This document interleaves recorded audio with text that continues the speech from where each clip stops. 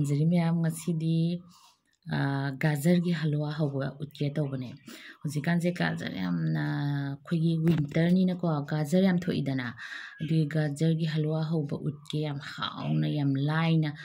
mayam gajar pamba yaramadi halwa se gajar gi halwa pamba yaramadi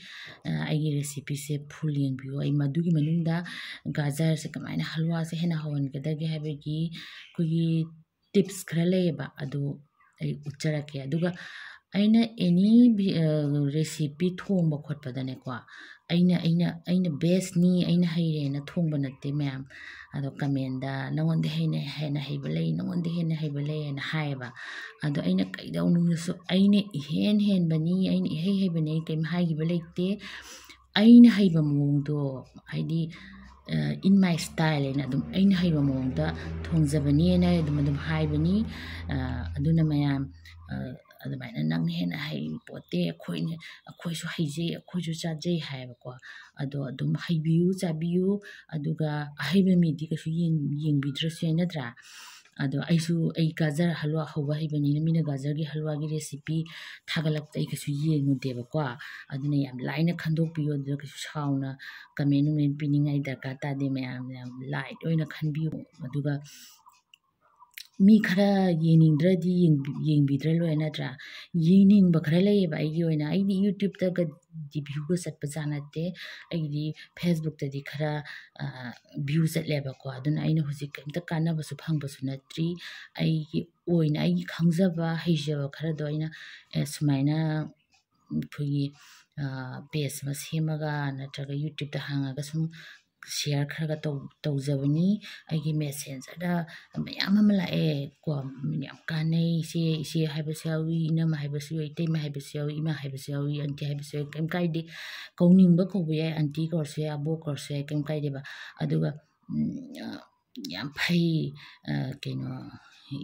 isi mana tawiri do haiba mayam am lay aduna yeningba moisingdo adugi damaktane ina recipe hapsarisi yeningdaba migi nate aduma khangbiyo haijage aduga ai halwa hawbase ucharage mayam yengminarase mayam hawrage ado ahanbadane ko aikoina gajar gi sigi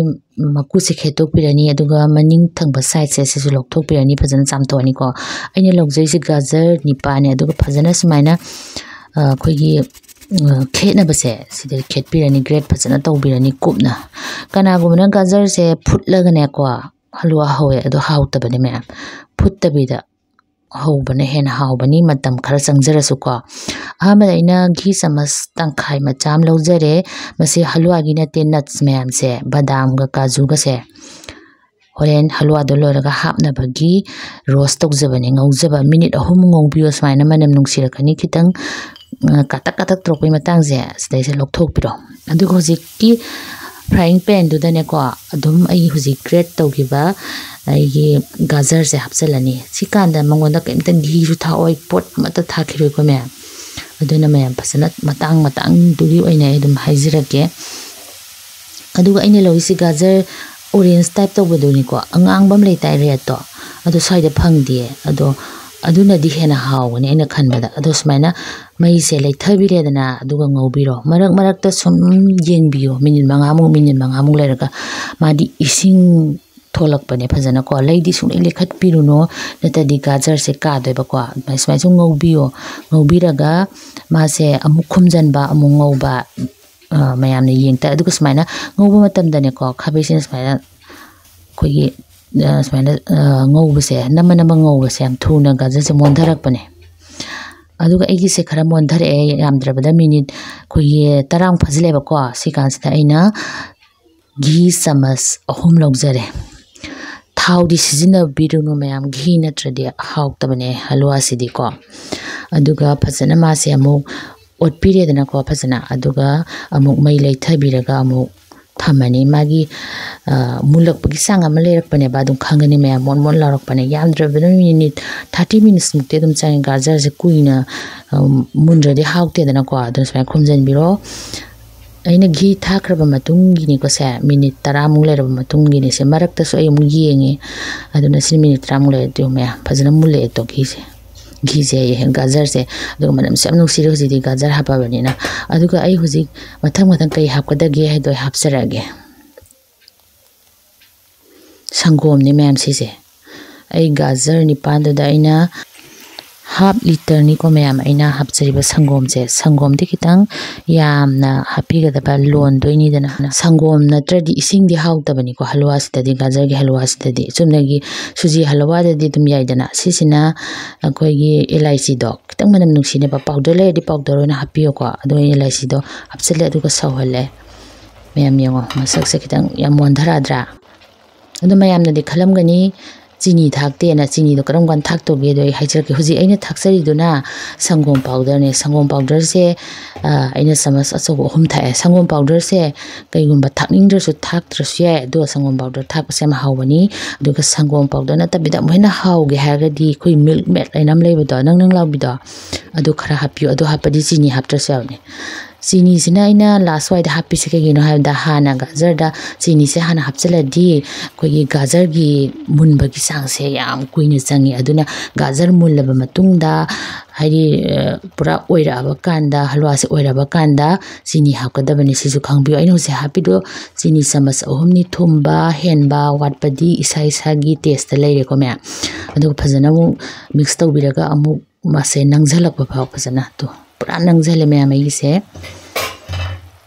pura gajar halwa gi masak to pura oira bani ai khitang smai lokhalaga yihalake to me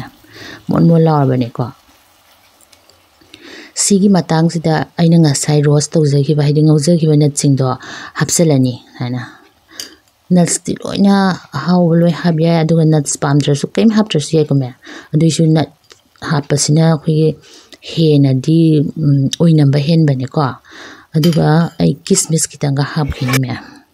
mai di leithabi ko me mai leithadra di madiam thuna kagan bani adu kara de dum hawro loire ma'am yo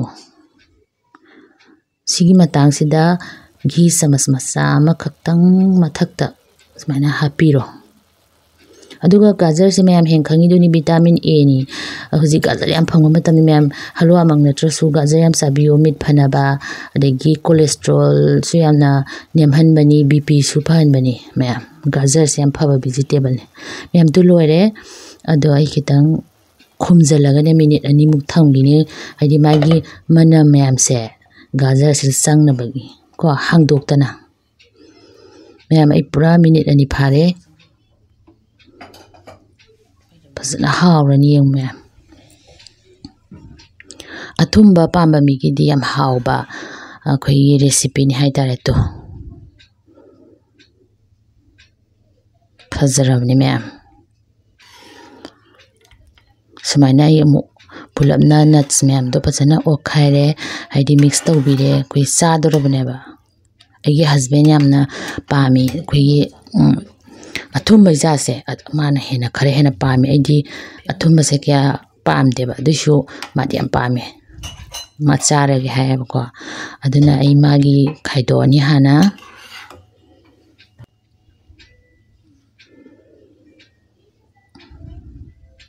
pura hawrani ma'am hawdo maladi mali khole na haibiro ma'am kamenda adegi ai video ying be sing jam thagasei adegi Facebook te ying bi sing ji tu yam thagasei yamna like to bilakpa comment bi biro pasing do hanna su thagasari ma'am su sabiyo hoji gajar gi matam ne aina haibado ma'am halu amang na trusu gajar di champut chayai kangau chayai salad oina chap chai mai tare hai mai ta pura phajare masak se ko